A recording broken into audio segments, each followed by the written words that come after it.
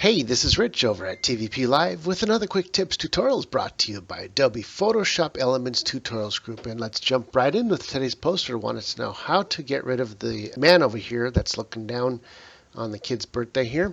And the way I'm looking at this is because there's so many weird shades in this gray that using the stamp tool may be difficult to do, and it's going to change the gradation of the shades a lot.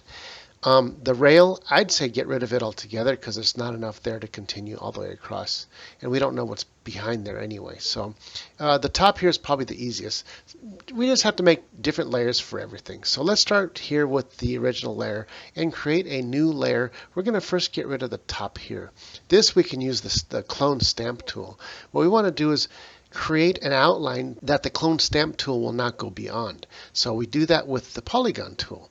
Make sure it's a hard polygon there. And I'm going to draw a big old polygon around the area that I want it to stay within when I use the polygon tool. So I'm going to go from there to here, across here, and I'll just close the polygon right here, and you see the marching ants. That means when I draw something or use the clone stamp tool, it's not going to go beyond the area that I want. So I grab the clone stamp tool, and let's make it a really big, because we want to get rid of this piece here. I don't know, let's try 150 points down here, and that looks big enough to cover that. I'm going to come right down here in the middle of the line. I'll hold the Alt and click it here and see what it does. It gives me the beginning of that line and further up. So I'm going to start it right here, and I'm going to just draw it in, going all the way up along the line. And see what happens? We just got rid of the guy's head right there. And that's all there is to it. It's really easy. I'm going to hit Control D to deselect. Now we got rid of the guy's head on its own layer, so I can toggle it up and down here, as you can see. So now we want to get rid of the guy here, and as I said before, let's get rid of the railing here also. So let's create another layer. So we're going to create an empty layer right there, and that's just going to be for this area. Since I have decided, because I tried it earlier, that this clone stamp tool is not going to work very well here, let's grab a piece of this gray here and then expand it to cover the whole area that we want. And since we want to grab as much as we can without it disturbing everything else, so I'm going to start, and you'll see what I'm talking about in a second. I'm going to start my box right around here. I'm going to come down. I'm going to come across right around here. This looks pretty good. And that rectangle, I'm going to go to the original picture, right click, and copy. I can turn off the original picture, and now I have the copy of that gray that I want to use. But before we use it, I'm going to get rid of all these little extraneous pieces that we don't need using the smudge tool. So we're going to get the smudge tool. Let's make it a big smudge, like let's say 100 point. That looks pretty good.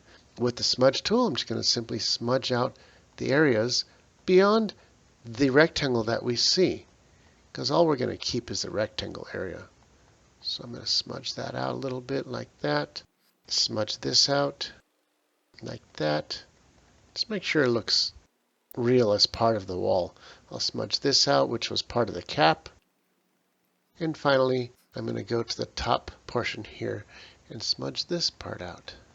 Make sure it's smudged beyond the edge of what the rectangle would be. And that looks pretty good right there. Alright, so next what we want to do is turn the picture back on, the bottom layer. We got our new gray area. Let's cover everything that we want to cover, including this area down here and up to the couch. And I'm going to take that box and start it up here. And I'm going to bring that up to the top layer so I can see what I'm doing. I'm just going to drag that box really big as I can to cover everything. And because it's just a wall, it doesn't matter that it's kind of like getting bigger here, because you can't really tell. It's all gray. All right, once we got it bigger than what we need, then we cut everything out that we don't want anymore. So how do we do that? We're going to make the opacity 50%. So now we can see right through it and cut out everything that we don't need anymore. And carefully cut out the ceiling down to the lamp here. Double click, hit delete, and that got rid of everything beyond the ceiling. Now I have two choices: to cut along the lamp and cut all the way down here, or I can just fade it out. later on. I think I'll try just doing the fade later on. These edges down here, as you zoom in, are not really straight. They're kind of fuzzy, so that's what we're going to use, is a fuzzy tool, which is going to be the eraser. But we want a small point. Let's say really tiny, like 10 point will work fine. And cut everything out. We want to make sure to stay within, and it's okay to cut a little bit of the image out. And draw out the flame. As the poster had said, they wanted to keep the flame. Come across here, and I'm just doing this by hand. It's really easy.